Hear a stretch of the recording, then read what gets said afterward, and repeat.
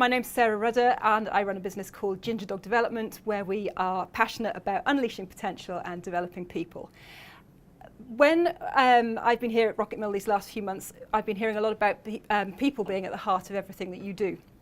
And so one of the things I thought we would do to kick off 2019 is to look at the idea of personality. I figure if you want to put people at the heart, then the more you know about people and how we operate, how you operate yourselves and how other people behave, the better that's going to be, the more capable you're going to be of really focusing on how to get the best out of the people around you. People have been looking at personality for a long, long time. There are lots of different personality assessments out there.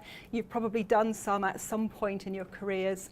Many of them have a root in what we call Jungian psychology.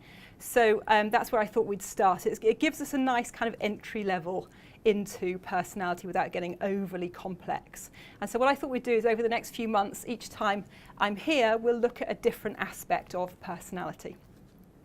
So we're talking about personality preferences today. What does that mean? Well, just imagine that you perhaps are feeling a little bit skeptical about the concept of personality preference. And maybe you've got your arms folded. So everybody just fold your arms for me a second. You have to put your champagne down.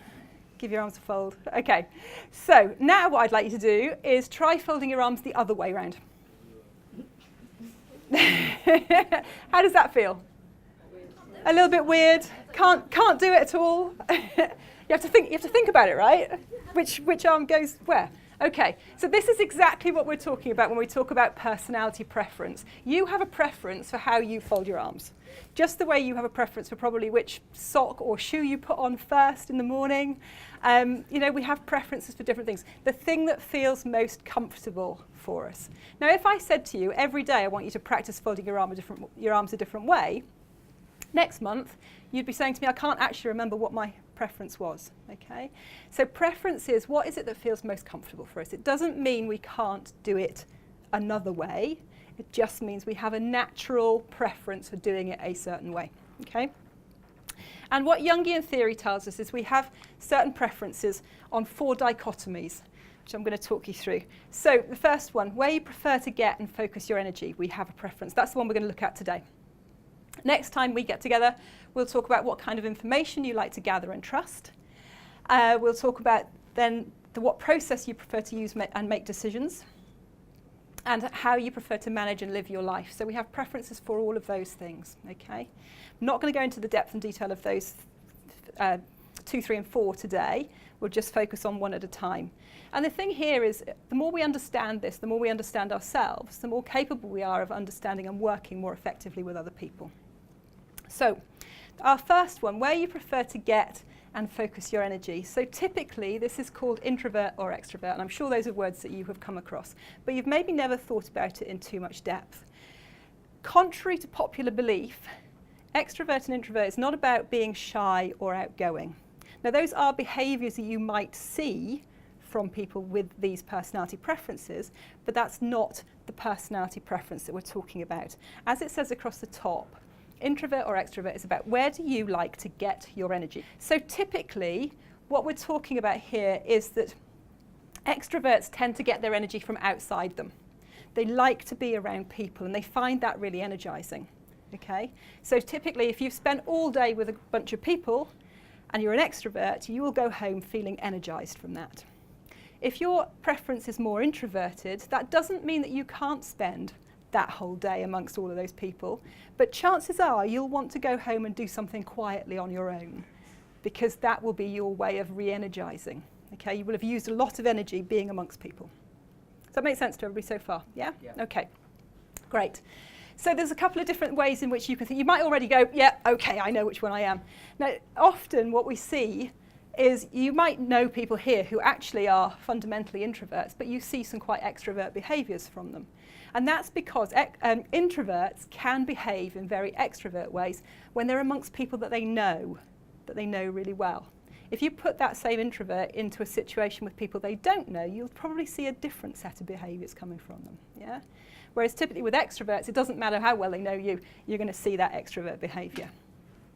So a couple of things to think about. Do you think out loud? Are you a person whose thoughts actually become more clear to you by talking them through with somebody else or bouncing them off a group, okay? That chances are, if that's your preference, then you're more extrovert than you are introvert. Introverts tend to like to process things themselves before they share them with a group of people. Do people know when you're excited about something? Again, extroverts tend to show that stuff outside of them. Introverts can be a bit more difficult to see that level of emotion going on.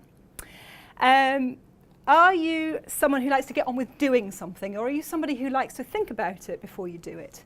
Are you a thinker then a doer, or a doer then a thinker? Okay. Extroverts tend to be more action orientated. Introverts tend to be more reflective. And here's the last one for you. Is silence for you a space to be filled or a space to be cherished?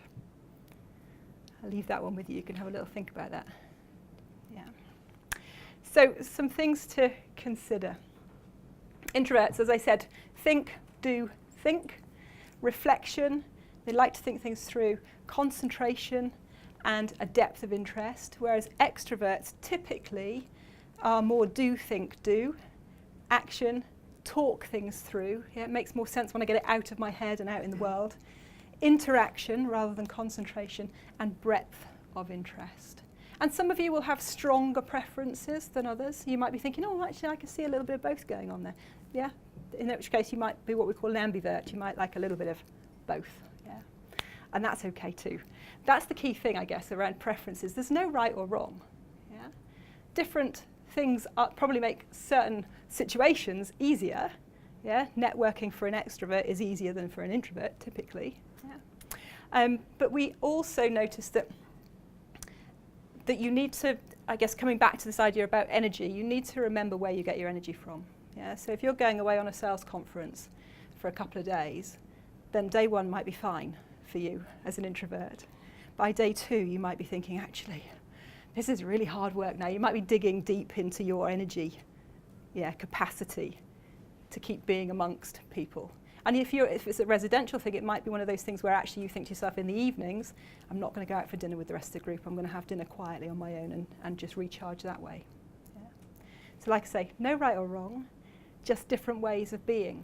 Now, this can cause us some interesting challenges in the workplace as well. So if you're in a meeting and imagine you've got a mixture of introverts and extroverts, if you think about, we're processing some ideas perhaps, typically with extroverts, they will put an idea out as a starting point for discussion.